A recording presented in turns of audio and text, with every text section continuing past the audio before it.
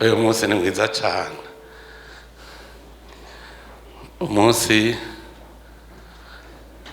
twibuka ibyiza Imana yakoreye Burundi.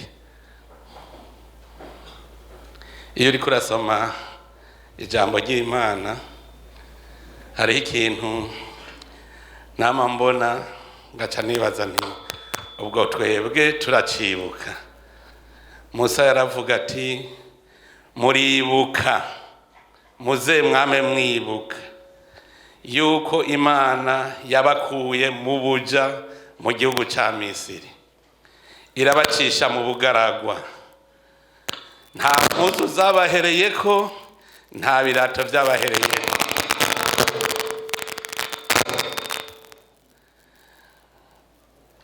Imana natwe yaratugiriye neza, nico gituma uyu munsi ari umunsi ntibagirwa ku buzima bw'Abarundi. Hariho abibaza ngo ni umunsi ntibagirwa ku buzima bw'abagumyabanga. Ni umunsi ntibagirwa ku buzima bw'Abarundi kuko iri genekerezo rya 16 ryatumye Abarundi basubiza umutima mu nda. Ndibuka kuri uwo munsi twashira umukono kuri ayo masezerano. Hariho abana bari Dar es Salaam bararirimbye akaririmbo wumva koko twari dukize ngo twebwe turi abana b'Abarundi twakorewe hanze tutasi igihugu. Iyumvire rero nk'umwana ariko arihayagiza kandi yavukiye mu buhungiro. Muce mwibaza rero nk'uwabibonye ingene vyari bimeze. Imana yaratugiriye neza,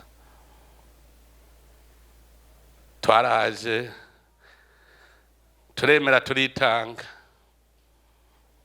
Ikintu mwomenya, muze mwemenya ko ari Imana byose yabikoze.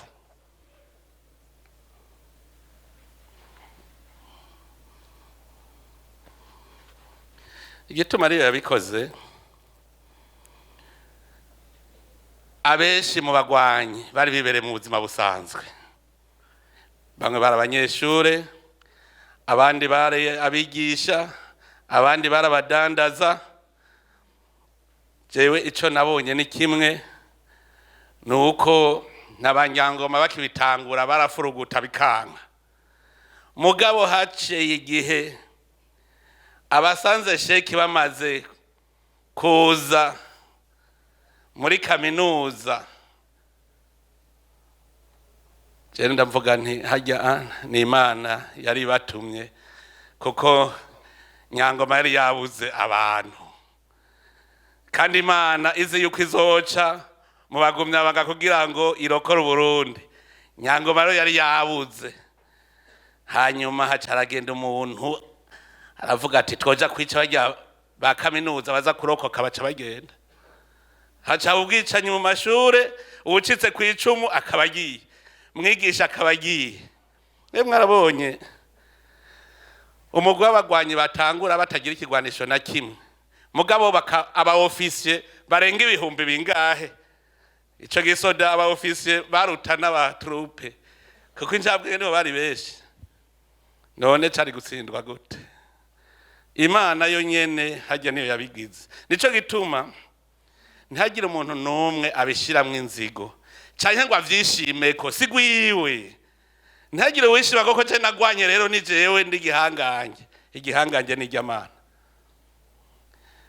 Nta gihugu na kimwe cyo kwisi kigaza kidushigikira. Mbwira ingene abene gihugu bofata ingingo yo kugwanya igisoda cy'igihugu atagihugu nakire kibashikiye, hanyuma ayo mahoro barondera akaboneka. Ibintu bidasanzwe. Nico gituma icambere byose tubihimbariza Imana niyo yagwanye. Niyo yagwanye. Amasezerano y'amahoro amaze gusinywa, hari haje abasoda inteko mvamakungu ngo zije ngo kuja mu mwanya w'abagwanyi. Imana nayo yarungitse mutima mweranda ko bose baca banywana ubwo nyene.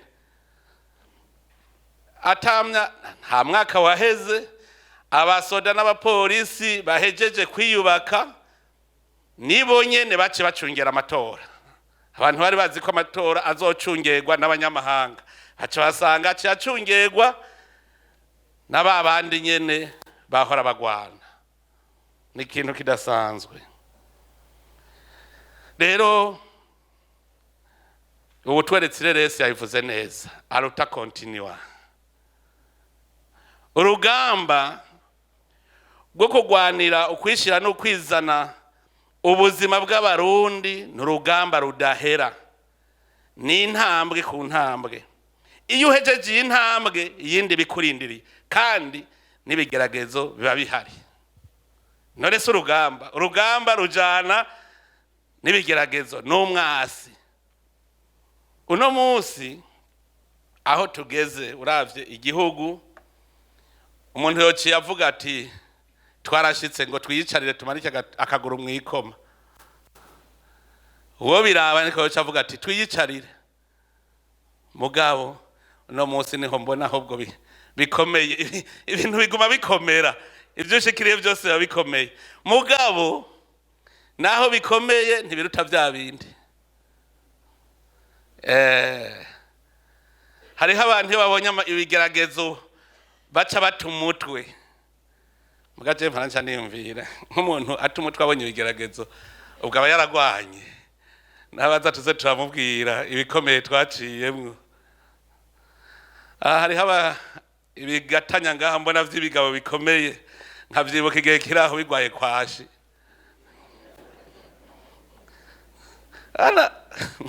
No munsi ukabona aratambuka nyene ukabona n'urugatanya ugaca umwibuka igihe kiraho agwaye kwashi bavuga ngo bazungu bo kwa Nyangoma. Ariko hajya usubira kubabara gantuze ngo tutuntu busa. Ahantu washobora kuva mu Cibitoki n'amaguru ugafata ugaca mu Kayanza, Muramvya, Gitega, ugafata Rutana gushika i Makamba n'amaguru. No munsi ngurumva ngo mutampaye imodoka sinkora ngo nce ndabiheba. Igihugu ndagihevye kuko singira déplacement. Kya gihe mwahembwa ngaha ngo mushahara ni mutoyi ngo mbere ndabihevye. Kya gihe mwahembwa ngaha. Je nta kindi nkora atari kwikina amatavu. Mugabo mumenye ko Imana hari igihugu yatwemereye kandi yacemereye basogokuruza kuri ntare rugamba, kuko Uburundi bwagumye bwitwa igihugu c'amata n'ubuki. Nuva hariho igihugu c'isezerano Imana yasezeraniye abarundi, ni igihugu citwa Uburundi, igihugu c'amata n'ubuki. Ico gihugu rero dutegerezwa kucinjiramo. Hariho ucavuga ngo yakavuze secrétaire général waza wumva umuntu wajije ngo we nk'ubugwanira iki ngo shaka gufata igihugu. Igihugu ugifata he? Igihugu nico uryamamo, nico unywamwo amazi, nico uryamo. Ugashobora kugira ufata igihugu ikihe? None hari umuntu yicara ahantu hangana na metero kwadrate 5 aha mpagaze n'igihugu ngo ngira afata igihugu. Ufata ikihe gutyo uco gitambikiza kugikwiye? Hariho abantu bihenda. Igihugu twagwanira ni igihugu c'abarundi, igihugu c'amata n'ubuki. Nuvuga twebwe rutezwa kumva ko ari igihugu twebwe nyene Imana yadushikirije, mugabo dutegereza kugikora gushikaho kiba kumwe Imana yagishaka. Igihugu c'amata n'ubuki kugira tubishike ko rero no gushira ukubute dutegerezwa kugihindura, kandi kugihindura ntivyoroshe. Reka ndabereke duhejeje urugamba rw'umuheto ingwano twagwanye kugira ngo muce mwumva ubu naho tugeze. Honyene kubaka inzego z'umutekano, inyamiramabi n'abajeje kwivuna basi twaragwanye gwabaye urugamba nago nyene kuko hariho abatavyemera mugabo turarugwana gushika aho bavyemera ngo n'abatavyemera baravyemejwe. Ibuka dutanguye kuvuga tuti ubu rero umutekano w'igihugu utegerezwa kubaho, tukavuga tuti ubu rero n'abene gihugu bategerezwa gufashanya n'abajeje umutekano kugira ngo igihugu kibe igihugu c'amahoro koko. Nta bantu bace bavyanga umwene gihugu agize arakurikira ngo aje afashe mu mutekano bagacamwita ngo nimbonera kure ngo nushaka kumara abantu. Hari abantu mparanwenga none mose hari abantu bakivuga ngo hutuna zimbonera kure. Hari abakibivuga uko nyene kubera iki? Iyo babonye abene gihugu bose bakanuye bagahagarara kugira ngo ntihagire umuntu numwe aducamwo ngo atwicanemo umuntu, hariho abishavura iniga bakarondera bati none tubacafuze gute, reka turondere ico tubita bakakirondera. Hajya no kugira ngo abene gihugu bashe coba bahebe gucungera umutekano hanyuma aca duca mu ryahumye amara abantu. N'urugamba aho bariho turacafise abantu bafise umutima nk'umwe w'abafarizayo mu gihe ca Yezu babiyorobetsi aza akakubwira ibintu azi kugira gusa amazi aca gucamo. Urugamba rw'umutekano rwaratugoye hajya tubishitseko dutevye. Reka nashake ndababaze muri aya mezi atataheze muheruka kumva umuntu yibishije inkoho ryari? Muheruka kumva umuntu yagiye gutera umuryango akawurasa ryari? Kubera iki? Aha bikwereka ko amahoro n'umutekano twarabihagarariye ntawe kiduca mu ryahumye, mugabo la luta continua. Nukuguma ku mutekano nukwamugavye imisi yose kuko shetani yamaho. Ogwo orugamba ogwo twararushoboye, Imana ihabwe icubahiro.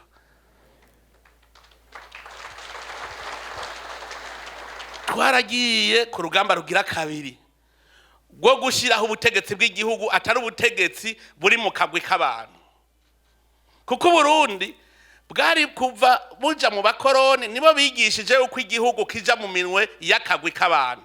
Kuko kera umwami yarazi uko ari kwabungabunga ivy'abene gihugu, umwami yarazi ko amatongo yose ari y'abarundi bose, nta murundi yabura, ntiyashe afata ngo burengo igihugu ngo ni jewe. Yarazi ko igihugu ari c'abene gihugu, arazi ko itunga ari rusangi. Mugabo hacarazi igihe igihugu bagishira mu minwe y'akagwi. Ubwa mbere karakagwi k'abakoroni, hanyuma abakoroni bagenda ico gihugu bakiraza kandi kagwi. Burya ntimuvuye ngo bwicanye bwari ubw'amoko, kwari ugucinyiza ntihagire umuntu n'umwe avyura umutwe ngo ahave aja kwaka abizi igihugu ngo akigarukane mu minwe y'abene gihugu. Nuvuga umuntu wese babona ko yohava avyura umutwe bategerezwa kumena hakiri kare. Nico gituma mu Burundi muri aho kahise wasanga bakwagiriza icaha utaranagikora ngo ujya azohava akora icaha, bagaca bazana ibintu ngo kwitanga umwasi.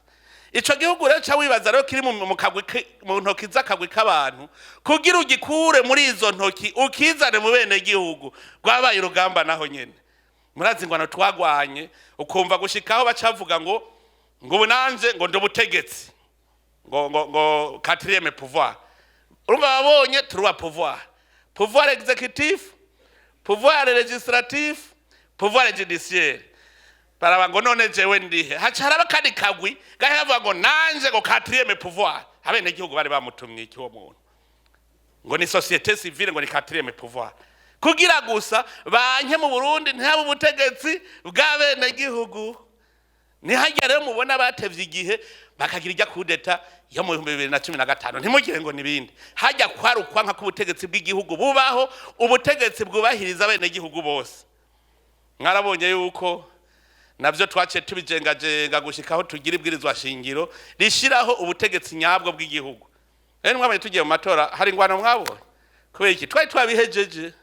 uno munsi hari ingwano mubona z'abanyepolitiki kubera iki hariho burya intambwe rwari urugamba izo ngamba zibiri murumva ubu amahoro ariho ubutegetsi bw'igihugu bujejwe kubungabunga ivy'abenegihugu bose buriho hariho urugamba rero rundi urugamba rw'ubutunzi kwiterambere naho urumva ko kagwi hari hakagwi hari umuco wuko ubutegetsi buja mu minwe y'abantu akagwi abo kagwi rero kugira karekure naho nyene gategereza kubaza kwanka nimwiyumvire uno munsi twese tuva tugwanye ubukene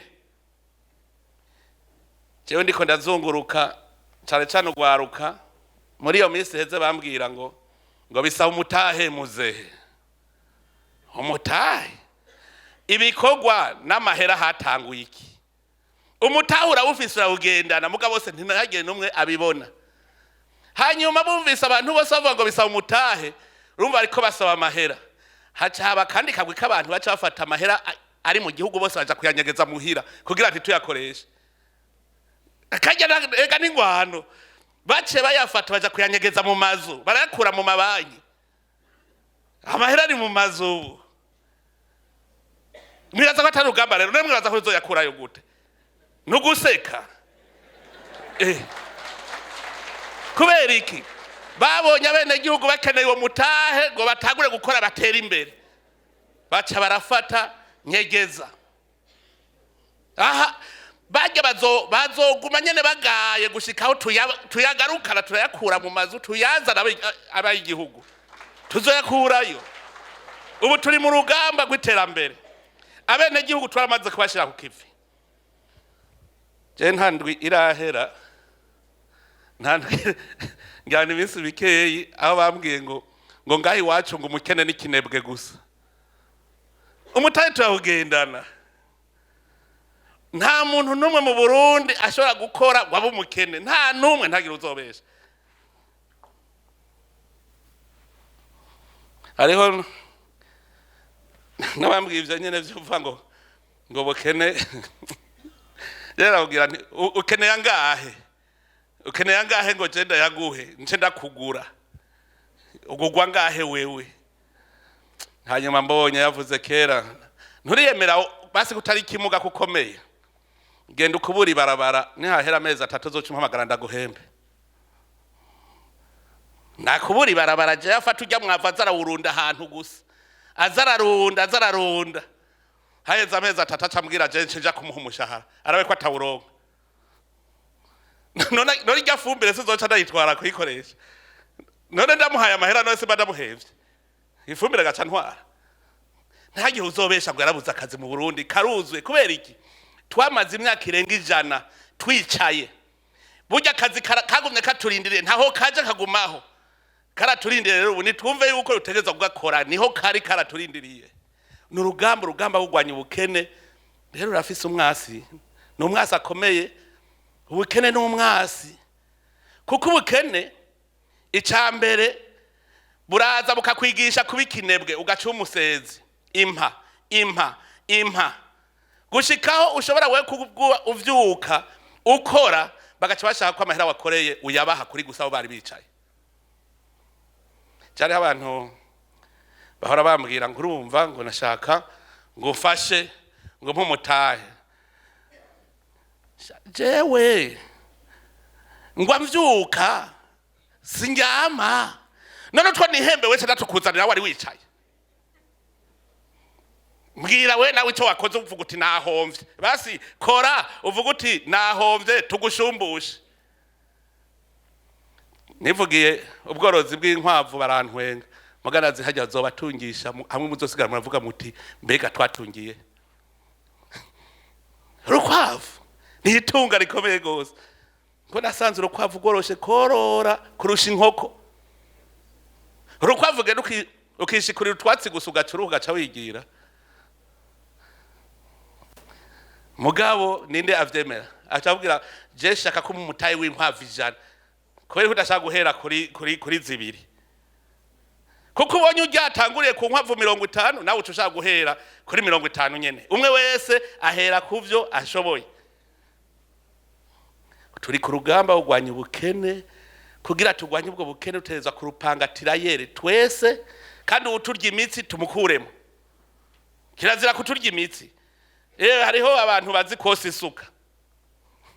Kosa isuka abanyagisagara ntavyo bazi. Kosa isuka murabizi. Abandi baja ku kivi bagashikura umushike nawe wimereye uko. Hanyuma hageze ko dufata gahembo ugaca utonda mu bambere gukaraba utakoze. Urugamba rugwanya ubukene nta urya imitsi wundi, twese nitirayere. Nico gituma hategerezwa kuba abakomanda beza, intwari bereye, abakomanda beza. Nico twita rero igihugu gikozi, aho indongozi ababa bakomanda abene igihugu bose bakaja ku kivi. Umurongozi atari umukomanda mwiza ntakwiye kuba indongozi, ntakwiye na gatoya. Rero tumenye ico gihugu dushaka, dukeneye ko abarundi bose batunganirwa. Kugira umenye ko utunganiwe no kuba uba mu nzu itava, no kuba wambaye turato kubera iki amahwa agenda kuzibura. Uwe vuga ko utunganiwe imvunja zakwishe. Reka mwere umuntu murabona asa neza mu maso agwaye imvunja? Hariho murabona? Wewe kwama wijiriwe ukaba mwiza gute? Utegerezwa ko uri umuntu wambara gahuzu kameshe, ukabona ko nabo mugenda raro dushugwe. Mbe murazi ko hariho abantu bitwa ko bateye imbere atanu adugi wabo ngo nabakene, ngo basa nabi. Aho yoduze guca bateza imbere agaca agenda iyo bateye imbere.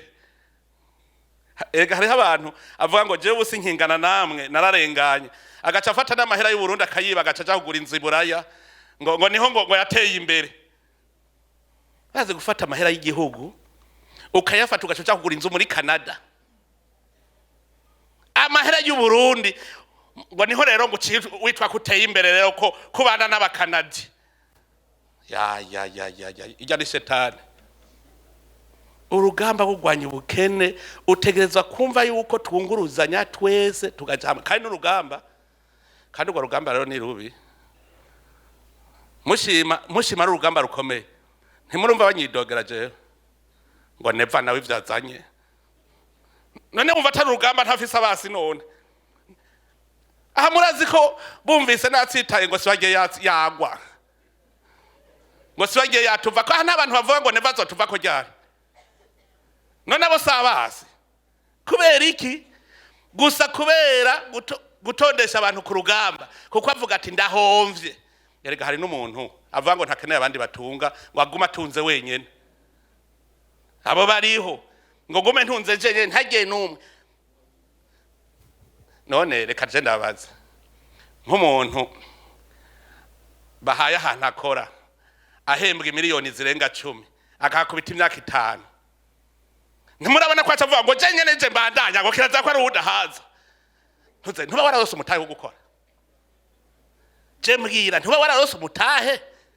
Kubera iki wanka ko abandi baza nabo baronke umutahe? Nagira wacu uvuga uti jewe ndahejeje hanagiye gukora rero narose umutahe, ubundi naza mu gushaka ari wewe uguma nta wundi. Esivye hari kinyama kiri. Haro murabona ava muri yara agenda araririmba ngo warakoze Imana, ngo intaguro yawe ni nziza. Haro murabona abona mande sikaje amezi make agatagwa guserereka, nsabira abarije mbandanya ntagire uwundi aza, nsabira. Wari warose umutahe ntuzewe.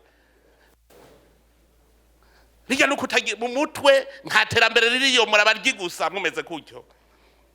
Umuntu atera imbere aravuga ati jewe icompa 100 no bangurutse. Kandi ukaguruka nyene ubuze ubwenge. Niyo umubajije uti mbe wewe kuvuga kuri umukene ubuziki, ati je nabwiye ugwaruka murazora bufashe diplome wese ashaka guca amanuke Bujumbura kwa muvyara we, kwa se wabo, kwa inarume, kwa nyinabo, agaca yicara ngo ndi mu diplome ndi umushomeri. avuye ibikorwa biri agiye aho yicara ngo n'umushomeri. Je ndakubwire ujya wo mubwira uti jewe ndabona ko ndakuruhishije wompa ibihumbi 300 jewe noca nidugira nzoba nkwije. Ndakubwije ukuri ujya mu byara we yocaguha kuko uramuremerewe ntavyuzi. Yopfuma afata ideni akayaguha kugira umuve ko ugende gukora nawe ibyawe kandi 300 n'umutaho ukomeye. Muravyemera kandi mucavuga ngo ngiki ukibagira ko no musi atacu ari kurarya. Hariho nabwiye nti ushaka gutunga fata umushara wawe umanyuremwo 4 urye icakane ukijane muri sécurité sociale ikindi cakane uregura yagabura bacambwira ngo norya iki ngutu dukeye ngo raba ngo mpembwe ibihumbi 200 ngo none norya senka ntimire bigakunda utarahembwa ivyo bihumbi 200 warya iki utarayaronka warya iki muga warose senka ntimire uvuze ko atagutunga muga n'ubusa bwaragutunze mu mutwe haba hari gusa burya. Ndabwira uno munsi urugamba dukeneye ko twese tuba intwari ku rugamba. Nta muntu numwe dukeneye arya ivyagusa kiretse hariho nemera umukehabwenge ndavyemera ubone wakwiye kuko urya nawe nibigerageza Imana yatuzaniye ngo irabe yuko twebwe twarose dushobora kumutunga.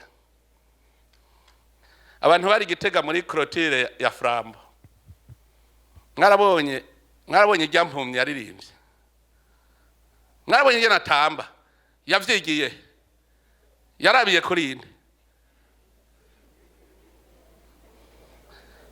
yarabiye kuri inde kugira amenye ingene batamba.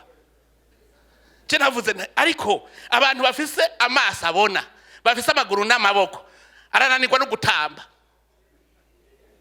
mugabe impumyi zigatamba neza. Sinzi ko mwabonye abatamba kuri ritime neza gutya none bavyigiye he kubera umutwe wabo uraza ubwenge. Baje baririmbye burya bageze concert mwese ntimwotonda simpumyi ntibace batana amahera simpumyi umunsi bagize concert ndazi ko muzoyajana amahera mugabo we ukomeye wabuze ikintu na kimwe wokora kiguha amahera. Ntushobora rero kuba intwari mu rugamba turimwo wicaye utegeza guteka umutwe. Ibi byo kuvuga ngo mpakazi mpigiti ijya poste nta kuntu mwoyima ubura umusezi hajya ngaje birantwenze. Ntumuntu akubwira ngo ndaguye mu bana ngo raba ukuntu mwompa promotion wewe wananiwe kurondera umuryango wawe wewe woronderera abarundi bose twumvikana ngo ndaguye mu bana ngo raba ukuntu ngo mwompa promotion wewe wananiwe kurondera ubuzima abana 3 canke 4 mugabo ukemeza neza ko urondera ubuzima abantu miliyoni 12 wumva biba erego mu minsi kubera turi ku rugamba tuzotondesha abagwanyi gusa hamwe ukugira ngo uronke poste ubanza kwerekana ico ushoboye. None wananiwe gutunga umuryango wewe uja guteza imbere Burundi ko turiko dugwara n'ubukene. Tangura dukanure twese umwe wese agira icyo akora yerekana hamwe bavuga bati twari ujya muntu yo tugirira neza. Mpora niyumvira iyo ntimenyereza hakiri kare nk'ubu mba nigisha iki mba nigije nimubwire mba nirirwa ninyegeje ntimamumbona no mubiri mba nigisha iki mbaje imbere y'abantu ngiye kubabwira iki yama discours kukabankako kanatsinda kumbure ndetse abwaho ndanyarukije. Hari ama discours y'ibinebwe z'ibinebwe nabwirige muzovyumva kugira mu bimenye murabona nivyo kanatsinda kumbure kira noneho ivyo bintu murabizi hari ico ndavuga murabona umwanya ntaye ingene ungana ijya ari discours y'abayescro ijya ni disikuru y'abayisikuru ukazoka umuntu hagoma twakubiki ikintu kivuge utobore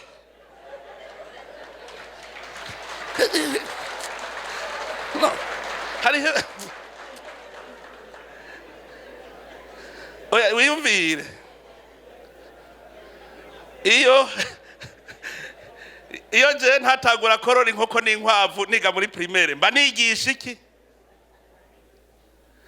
mugabo ndazi ingene umuntu ashobora gutunga kubera ikintu irirwa ndezita ujya muntu rero ntabafise ico yigisha ngo muribuka mu mwaka uheze ngo twari mu bihe nk'ibi ngo oya fuguti mu mwaka uheze wabaye umutahe twakoze ibi nibi none ubu uwo mwaka tuje kuri iki kuko turiko tuja hariya je shaka umufuko wose wo mu Burundi uronka amahera abantu bose bakezita chaque bouche doit avoir à manger, chaque poche doit avoir de l'argent. Muga mumenye ko amwasi tumufise ngaho. Umunwa wose ntuzoronka icyo urya, umuntu umwe urimira abantu 10. Ntibikunda. Dutegeza kubona twese twinjije ikintu. Hariho abantu bavuga ngo ndonke amahera, ngo ncandonke ivyo ndya. Ninde abikubwiye kurosa amahera ucuronka ivyo urya? Ninde abikubwiye ibihera biraribwa? Bijya binote. Amahera afise akamaro iyo mwagwijije umwimbo. Hariho abantu bambabaza cyane ngo dushore ibiharage byose dufise ngo twubisa hibeyi ari ndende tugira turonke ibihera hanyuma duca duja gusumira hariya twabishoye muzabigura yabeyi umuntu akabazi ngo afise ibihera ku mupfuko ngo aratunze nirirwa ndakoma induru mbwira abantu twimbure turime kugira ngo dushore hanze umwimbo tugira umusesekara mugaba cyabafata banebwe bose bagaca bavuga ngo dushore na dutuduke twarose naye nagiye numva ngo ibeyi ngo yaduze ibintu none mwabishora genda ubigure rero hamwe mwabishora genda mubigure hamwe mwabishora ko mufise ivyo bihera none ntibayabahaye aba bafrode je hariho wonzi bahagaritse ari doga ari twari wanje bamwankiye ko ashora ibiharage hanze acaza kwitwari wanje caramubwira mbanze unyereke plan ingene uzoja kubisuma hari ubishoye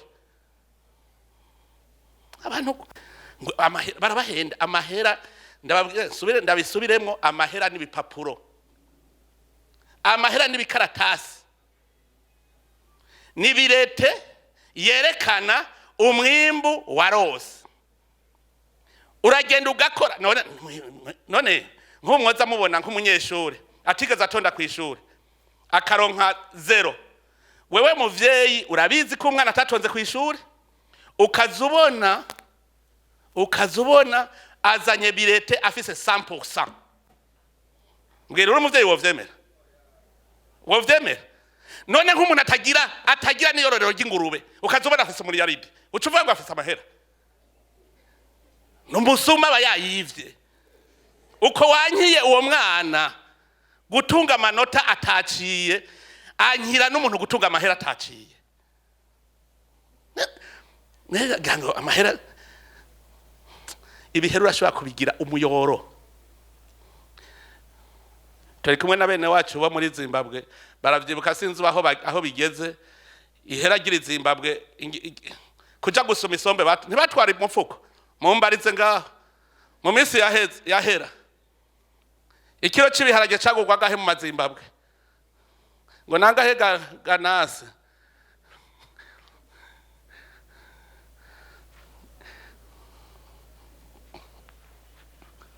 ashaka kubabwira yuko mutegerezwa kugwiza umwimbu tugwanye ubwo bunebwe kuko niwe mwasi ntibishobora kumvikana abantu baragiye tugira twigirire baraje kajeke kugira twimbura umuceri mwinshi mu kiyaya baca baragenda barayiba ayo mahera bariba umuceri ntiwarimwa kubera amazi abuze bose bariko bidoga ngo umuceri urazimvye none mugomba none mukure hehe nimubwire bajya batwaje amahera uti garukana amahera ngaha twubake baraje kandi murabazi nk'ubu muga mukinumira mugaca mugagenda kwidoga umuceri urazimvye none iyo kaje ikibaho uno munsi ntitwadushora umuceri hanze tumvikana muga mwahejeje kuyiba mugabo ndakandabwire no kwera tutari bwatahora igihugu ega hariho abantu bari bazi yuko nk'igihugu naho coba gifise ifaranga ubusa yuko gishobora kubaho, hariho ababizi uko. Nico gituma baciba nyene bakaciba, no iterambere izogenda gute? Turabargira ibiturire n'uwari yifitiye impene ategerezwa kugira umuhe service, abanza gurisha ya mpene, amahera acaza mu mufuki wawe nawe wicaye. Duca dukena bonne gouvernance. Intwari ibere ndabwiza ukuri ni ikintu ca mbere gikomeye. Nimwe rero mushaka kuba intwari ku rugamba, hariho abantu bahora babona intwari agendaragara nkajya mu Kamenge, akabona agendaragara akavuga ngo ndi intwari ishajewe, ukazubona abandi bagize inzigo bakagira ishari ati nanje bashiye twabakumwe, nanje nayi kugenda ngaye kurya. Uno munsi rero ushaka kuba intwari, ubu nyene ca ku rugamba urabe kutazocuba intwari. Mu myaka 10 iza Uburundi igihugu giteye imbere, ucuvuga ngo kubera nashizemwe ukuboko raba ingene Burundi bumeze. Tugaca tubwira abana mwaba murazi ingene twakora amasaha 28 ku 28, hajya twarakobotse kugira musanga igihugu kimeze uku. Dufise inzu z'amanivo 50, Bujumbura yarafatanye na Gitega. Muvuga ngo ntibishobokaga Bujumbura gufatana na Gitega ni kashi. Ni muharure ubusantere buhari uno munsi, murabe ubusantere bwari buhari mu 2005, muce muraba ubusantere buhari uno munsi kuva Bujumbura gushika Gitega, muce muharura imyaka yariyo, urya muce mufata ko ari umutahe, ni mu myaka ingahe hazoba hafatanye. Urashobora guca biharura ubunye. Erega ingorane tugira ntidushaka kubona hari imbere. Bujumbura na Gitega bizofatana. None ko uteye imbere adasubira kuba mu gihuru, akamoto kawe gacisha he? Cuja kwibarabara. Je nabonye umwene gihugu mutoyi yambwiye ngo, ndamubwiye ntubona nko mu myaka 2 uzoba ufise akamoto. Ngo imoto ngo nubu no yitwa mu mezi 6 nabanda yifise. Yampaye nka mugeze. Umwene gihugu mutoya asazwe. Ncambaza aba fonctionnaire turi kumwe, ntiwe mu moto zoyigura ryari ngo ha. None reme kuzopfura umworo kandi uri mu intellectuel warize. Umuntu yize arashobora kwemera gufata guza imoto. None wiziki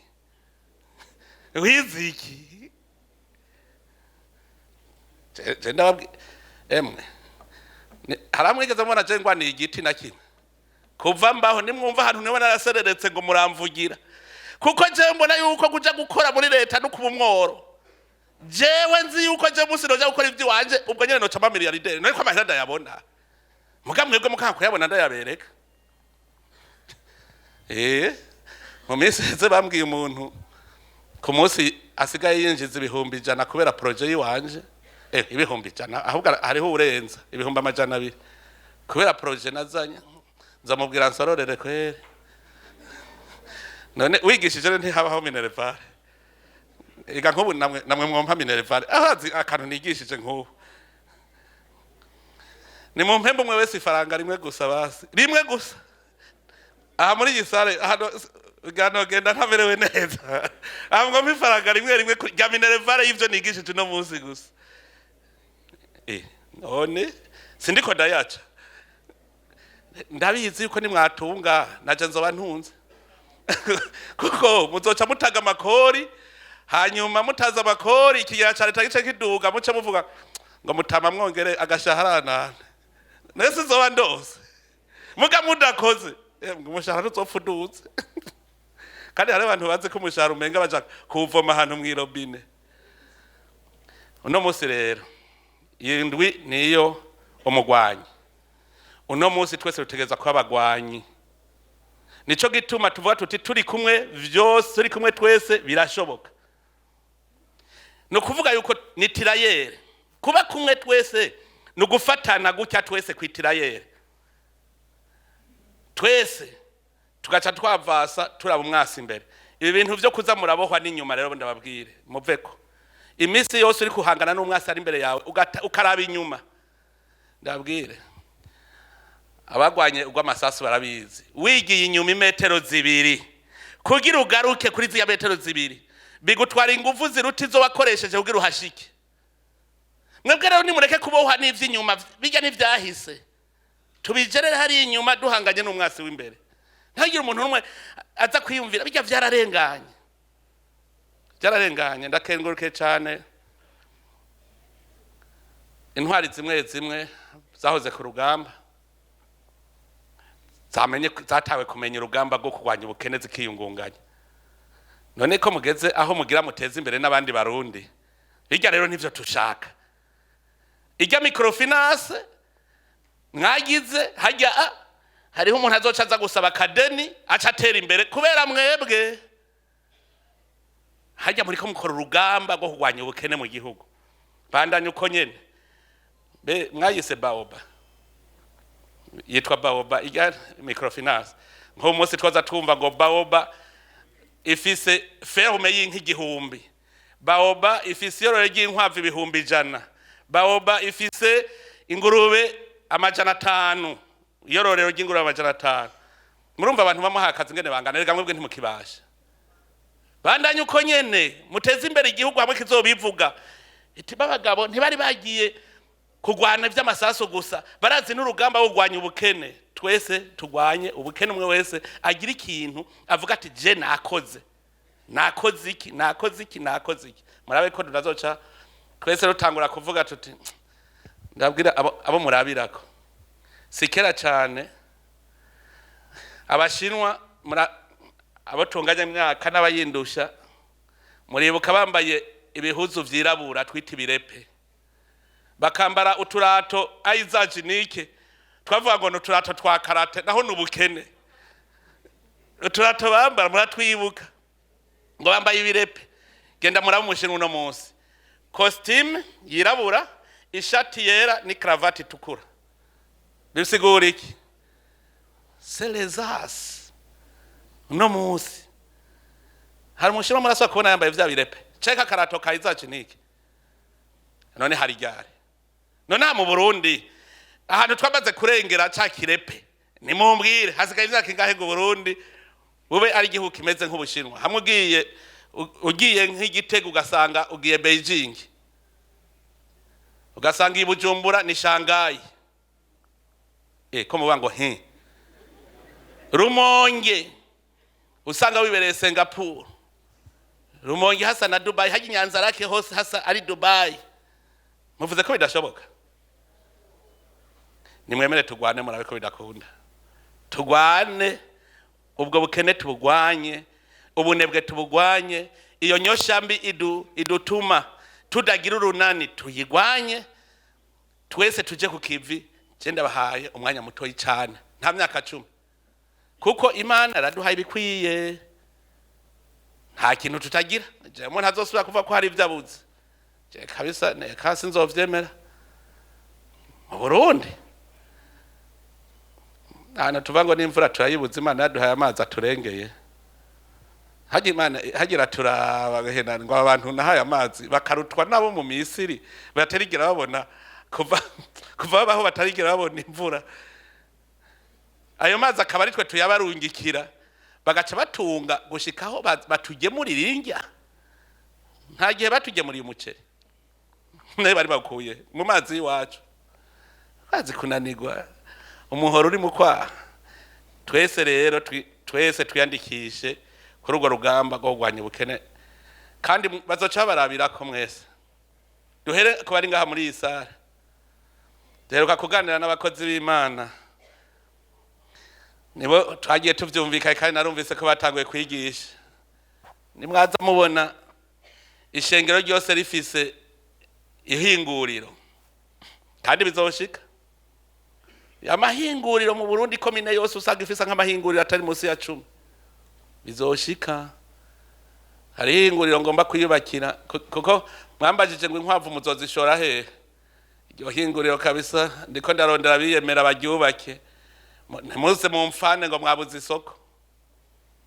Igihe twatangura ibizinura aho nyene bambaza ngo isoko irihe, ngo hariho isoko. Ibaze ntuze kurondera isoko utagira ico ushora. Ntugira ico ushora none uri kurondera isoko, ibaho gute? Utegereza kugira ico ushora kugira urondera isoko. None data wanje nayo nyene yarabonetse, ubu mbona abantu batanguye gukanura. Tugira isoko kugira abantu baronke aho bashorera ivyo bakoze. None rero reka ndabwire umutego wa mbere kandi uwo muwutsinze tuzaduhejeje. Ikintu maze kugendereza uko umuntu yigira kure y'ikibi niko agira ubwoba. Uko urabona ikibi nk'ubu kiri ngaha ndiko ndagenda mpunga ico kibi, uko nigira kure yaco niko ngira ubwoba. Plus on s'éloigne du mal, plus on a peur. Aha amuze murabe hariho abantu tuvuze tuti tugiye tuje mu butunzi, uko ava aha hari ubukene aguma yanka kuva aha aguma ashaka kuhagaruka. Muze murabe n'abarundi ariko tumeze umenga hariho ema y'ico kibi iguma idukwega. N'abanyamisiri niko vyagenda, uko bigira kure ya Misiri niko bagumukana Imana yabakuyeyo. Natwebwe rero uwo mutego tuwuveko, tumve ko imbere ari heza, kuko harabona umuco je ndawubona ko ari heza, muga kubera ubwoba duca rushaka kuguma dutigitira haturi twavase. Ubwoba imbere ni heza, reka kuhatinya. Ngurumva ngo aya mahera mfise nofata nka investisa, urumva sinsubira kugira amahera mu mupfuko nzoba ngowe, kandi ivyo bihera ubifise atari cyo ufise uri kurabikoresha ugaca utinya. Ubu nitwiyangaje rero kuko ntiturashika turahabona, twarashoboye ibigumye, reka kugira ubwoba. Ibigumye twarabihejeje, hasigaye ivyoroshe. Kubera ikibiriko bibatera ubwoba, kubera iki umuntu yumva yuko atawe umushinga amateka apfuye, tugaca tugwana, tugaca dusubira inyuma. Kandi umushinga amateka agiye gutunganiriza bene gihugu, wewe nihagenda nagenda gutunganiriza we nawe ukore. Tuyogira ubwoba, ibigumye twarabirenganye, ubu hasigaye ivyoroshe.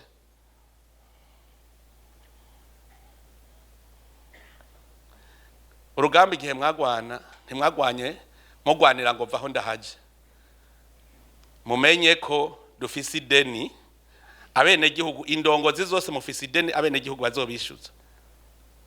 Nimwaba mugiye kwitwara nkuko indongozi za kera zabigira, shaka mubireke, kuko kiga catumye muvuga ngo igihugu tugihindure tugigira igihugu c'abene gihugu, nico kizotuma abo mwase kubikorera nabo bavuga bati vaho natwe tuvyikorere. Ndiko ndababwira imitega hiri kwa muvuga uti urumva ngo naka ngo mbega ngo igihe yaba ministre ngo yahakuye iki, ngo yahakuye inzu ngo ni jipe, ngo nanje ntegereza kwakura inzu ni jipe. Bane ba mama, ivyo kura mu mutwe, ivyo kura mu mutwe, ivyo tuzobipfa kwe. Nk'ubu nce mvuga ngo bagaza ngo abaye umukuru w'igihugu ngo vyari bimeze uku, ngo nanje ntegerezwa kuba nkawe, nzoba menje. Ngo micombero yagize ibintu biramunanira gutwara gushikaho azana umugambi wo kwica abarundi abatwara, ndeka nanje ngende nica abantu. Nkumva bibaho. Umenya ko ibintu tuza turabihindura, tugende. Nihabuyu yaranyonora vuga uti je ngiye ndahugara aho yanyonorera, ahubwo gende bazi uti mbega mwomenya mu kunyonora yacisha hehe ngo ndahugare. Hari umunsi sinzi umuntu yigeze kumbwira ibintu ngo nugaye ibintu byose, ncanabwira nti nta gufuri wo ntiza, ahubwo ngo subire nugare gose. Mbona umenga nugaye buke buke, nta gufuri wo ntiza wewe ufise nugare gose. Uko tumva yuko igihugu sikiribwa, igihugu ni cubakwa. Ntushobora kubagwana igihugu rero ngo igihugu cyo kiba gifutanye kumwe cyari kiri, wakigwaniye kugira ugihindure. Ivyo vuga ngo narafashe ubutegetsi kuramwo, ngo mugambwe ariko butegetsi, oya n'umugambwe soko ry'imigabo n'imigambi iri kwiteza imbere igihugu. Dituko umugambwe ni isoko ry'imigabo n'imigambi iriko irondera ineza y'abene igihugu. Ntuvuye ngo umugambwe ngo n'umugambwe uri ku butegetsi, oya n'umugambwe uruhago ukwiye kuruha gose, kuko bazowishuza bati none we ko twari twagutoye uzotugirira ibi warabikoze, utabishoboye ngira ngo ni kera mutabikoze si kera bazobabwira bati waraduhenze, ngo twifatanije namwe naho mwaduhenze.